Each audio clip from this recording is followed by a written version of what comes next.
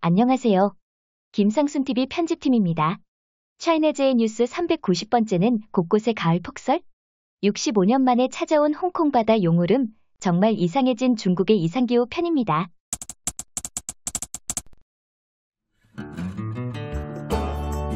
等待政府救援，路没收能通关，全是人呐。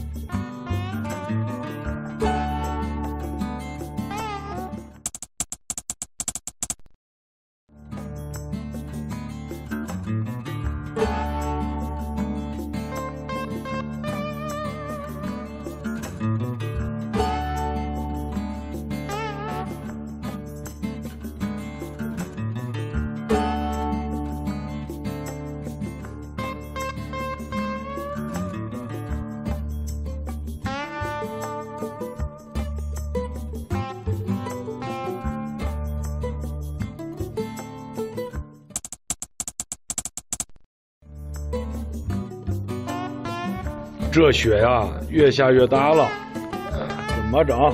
你瞅瞅，哎，越下越大，你看都下白了。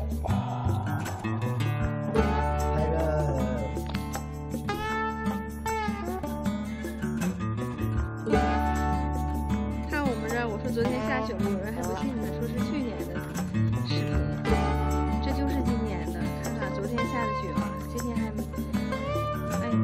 连化还没化透呢，看这边淌水了，这边还冻着呢。看看这雪下的老大了。今天是2024年的10月24号，在呼伦贝尔的温和市遇到了第一场雪，到处都是海。